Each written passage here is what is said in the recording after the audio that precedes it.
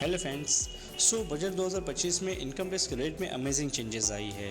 लोगों का मानना ये है कि उनको अब 12 लाख रुपए तक इनकम पे कोई टैक्सेस पे करना नहीं होगा, जबकि सैलरी इंडिविजुअल का मानना ये है कि उनको अगर उनके सैलरी इनकम 12,75,000 है तो उनको कोई भी टैक्सेस पे नहीं करना है, मतलब यहाँ पे टैक्स नील होगा। ठीक है, जबकि इनकम टैक्स कहता है कि आपकी इनकम अगर 4 लाख रुपए है तो आपको यहाँ पे कोई रिलेटेड टैक्सेस पे करना है, मतलब यहाँ पे आपको कोई टैक्स पे नहीं करना है। तो फिर लोगों ने कैसे मान लिया कि उनकी इनकम अगर 12 लाख है तो उनको कोई टैक्स पे नहीं करना है, और सैलरी इंडिविजुअल को अगर इनकम 12,75,000 है तो कोई टैक्सेस पे नहीं करना है। ये सारा के सारा खेल जो है रिबेट 87A और 16 जो स्टैंडर्ड डिडक्शन है 16 का, उसके ऊपर डिपेंड करता है।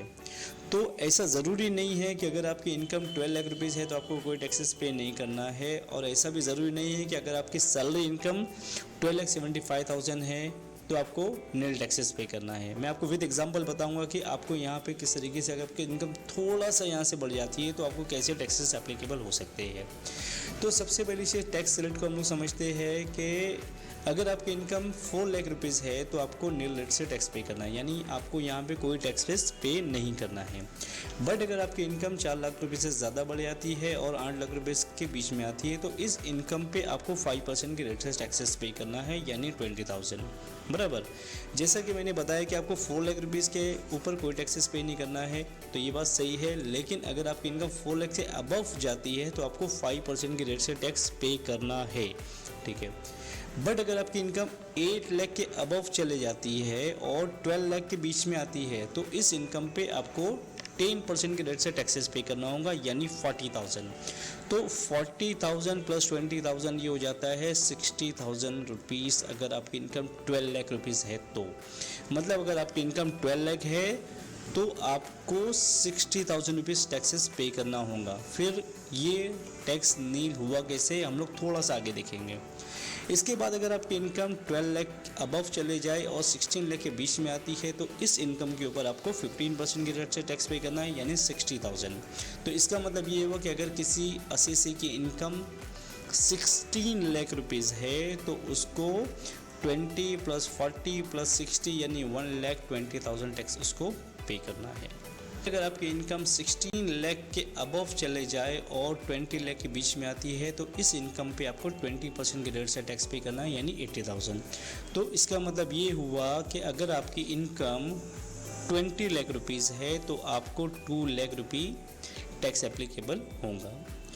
बट अगर आपकी इनकम 20 लाख अबव है और 24 लाख के बीच में आती है तो इस इनकम पर आपको 25% के रेट से टैक्स पे करना होगा। मतलब ये कि अगर आपकी इनकम 24 लाख है तो आपको टैक्स पे करना होगा उसके ऊपर 1 लाख रुपीज़, यानी यहाँ पर 1 लाख और ऐड हो जाता है। तो इसका मतलब ये हुआ कि अगर आपकी इनकम 24 लाख रुपीज़ है तो आपको 3 लाख रुपये टैक्स एप्लीकेबल होगा। बट हमारा मुद्दा तो ये था कि अगर हमारी इनकम अगर 12 लाख है, इनकम 12 लाख रुपीज़ है तो हमको यहाँ तो 60,000 रुपीज़ हमारे ऊपर टैक्स एप्लीकेबल हो रहा है टैक्स रेट के हिसाब से। तो फिर ये टैक्स नील हुआ कैसे? तो यहाँ पे सारा की सारा गेम प्लान जो होता है वो रिबेट 87A का होता है। मैं आपको एक एग्जांपल से बताता हूँ तो आपको बहुत अच्छे से क्लियर हो सके। तो हमने मान लिया कि कोई एक पर्सन है मिस्टर रमेश, जिसकी इनकम है 12 लाख रुपीज़, सैलरी इनकम नहीं है। सैलरी के लिए मैं दूसरी वीडियो में सारी चीज़ें कवर किया हूँ। ठीक है, तो इसकी बिजनेस प्रोफेशन की इनकम है 12 लाख रुपीज़। ठीक है, अब इस 12 लाख रुपीज़ को अगर हम लोग बांटेंगे टैक्स स्लैब के अकॉर्डिंगली तो पहले 4 लाख रुपए तक के, यानी इसमें जो पहले इसके स्टार्टिंग के 4 लाख रुपया है उसके ऊपर कोई टैक्स एप्लीकेबल नहीं होता, यानी कि वहाँ पे टैक्स का जो रेट है वो नील है। बट इनकम अगर 4 लाख अबव है और 8 लाख के बीच में है तो इस इनकम पे 5% के रेट से उसको टैक्स पे करना है, मतलब उसको 20,000। ठीक है, और आगे जो बढ़ गया इसमें से 8 लाख के ऊपर का जो 4 लाख आया है तो यहाँ पर उसको टैक्स पे करना है, यानी जो इनकम ये 8 लाख है, सॉरी ये 8 लाख के ऊपर से लेकर के 12 लाख के बीच में जो इनकम आई है इसके ऊपर उनको 10% के रेट से टैक्स पे करना है, तो ये होता है 40,000। तो 20,000 प्लस 40,000 दोनों का जब हम लोग ऐड करते हैं तो ये आता है 60,000। यानी कि अगर किसी असेसी की इनकम 12 लाख रुपीज़ है तो उसको 60,000 टैक्स एप्लीकेबल होगा। बट एक रिबेट है, रिबेट 87A। ठीक है, ये क्या कहता है कि अगर आपकी इनकम 12 लाख रुपीस तक है तो आपको इसका बेनिफिट मिलेगा और आपकी इनकम हो जाएंगे नील। मतलब जो 60,000 रुपीज़ आपको टैक्स आया है 12 लाख रुपए इनकम के ऊपर, इस रिबेट 87A के बेनिफिट आपको मिलेगा, ठीक है, और ये हो जाएगा नील। बट आपको ध्यान रखना है कि रिबेट 87A सिर्फ 12 लाख इनकम तक अवेलेबल है, उसके ऊपर अगर आपकी इनकम चली जाती है तो यहाँ पे ये रिबेट एप्लीकेबल नहीं होगा, ठीक है। तो ये वजह है जिसकी वजह से 12 लाख रुपीज़ तक के इनकम पे कोई टैक्स नहीं लगता है। बट अगर आपकी इनकम 12,01,000 हो जाती है तो रिबेट 87A का बेनिफिट आपको नहीं मिलेगा। फिर आपको 60,000 रुपीज़ यानी 12 लाख रुपीज़ के ऊपर आपको 60,000 प्लस 1,000 के ऊपर जो आपका 15% के रेट से टैक्स आपको पे करना है, जो कि 15,000 हो जाएगा, यानी 61,500 आपको टैक्स पे करना होगा। तो 1,000 रुपये अगर आपकी इनकम बढ़ जाती है तो आपको 61,500 टैक्स पे करना पड़ेगा। बट अगर आपकी इनकम सिर्फ 12 लाख है तो आपको वहाँ पे टैक्स नील हो जाता है। बहुत अमेजिंग बात है। तो रिबेट 87 एक ऐसी चीज़ है जिसकी वजह से आपका जो टैक्स है वो 12 लाख रुपीज़ तक की इनकम पे नील हो जाता है, ठीक है। कुछ इंपॉर्टेंट पॉइंट आपको ध्यान रखना है टैक्स स्लैब के लिए। ये जो टैक्स स्लैब है ये एप्लीकेबल है 2025-26 के लिए। बहुत से लोगों का मानना ये है कि जो उनका करंट फाइनेंशियल ईयर है, यानी 1 अप्रैल 2024 से 31 मार्च 2025 में जो फाइनेंशियल ईयर अभी एंड होगा, ठीक है, इसका जब ये रिटर्न फाइल करेंगे 31 जुलाई 2025 तक, तो ये टैक्स स्लैब यहाँ पे एप्लीकेबल नहीं है। यहाँ पर उनको जो प्रीवियस बजट आया था उसके अकॉर्डिंगली उनको टैक्स पे करना है, ठीक है।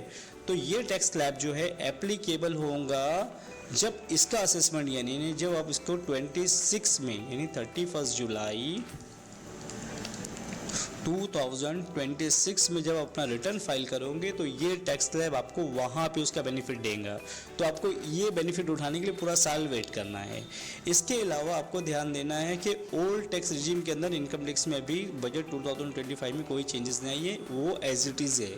उसकी वजह ये है कि गवर्नमेंट उसको टोटली रिमूव करना चाहती है। उसकी वजह ये है कि बहुत सारे लोग फेक डिडक्शन क्लेम करते हैं, जिसकी वजह से टैक्स में काफ़ी चोरी होती है, टैक्स इवेजन होता है और गवर्नमेंट का उसके ऊपर कंट्रोल नहीं है, ठीक है। इसके लिए गवर्नमेंट ओल्ड टैक्स रिजीम को पूरी तरीके से निकाल देना चाहती है। इसके बाद में कैपिटल गेन की अगर आपकी इनकम है तो ये टैक्स स्लैब वहाँ पे एप्लीकेबल नहीं होंगे। बाद में अदर देन सैलरी के लिए मैं एक सेपरेट वीडियो बनाया हूँ। अगर आपकी सैलरी 12 लाख है तो आपको कितना टैक्स एप्लीकेबल होगा, 13 लाख है तो कितना टैक्स एप्लीकेबल होगा और आपको किस तरीके से टैक्स प्लानिंग करना है, वो वीडियो को आप नेक्स्ट जाकर ज़रूर से देखें ताकि आपको उसमें बहुत काफ़ी कुछ अंडरस्टैंडिंग मिल सके। सो उम्मीद करता हूँ दोस्तों आपको ये वीडियो ठीक से समझ में आया होगा। एंड अगर आप टैक्स कंसल्टेंट बनना चाहते हो, यानी कि अगर आप इनकम टैक्स GST TDS को प्रैक्टिकली लर्निंग करना चाहते हो तो आप मुझे कनेक्ट कर सकते हो। हम आपको इसकी बेसिक लेवल से लेकर एडवांस लेवल तक के कंप्लीट ट्रेनिंग प्रोवाइड करेंगे। अगर आप हमारे साथ में एज अ फ्रेंचाइजी वर्क करना चाहते हो तो मैंने उसके लिए एक सेपरेट वीडियो बना करके रखा हुआ है कि हमारे साथ आप एज अ फ्रेंचाइजी आप किस तरीके से वर्क कर सकते हो, जहां पर हम आपको इनकम टैक्स GST TDS की ट्रेनिंग भी देंगे और प्लस आप किस तरीके से इससे इनकम जनरेट कर सकते हैं, आपको वो सोर्स भी आपको बताएंगे। तो उम्मीद करता हूँ दोस्तों ये वीडियो आपको ठीक से समझ में आया होगा।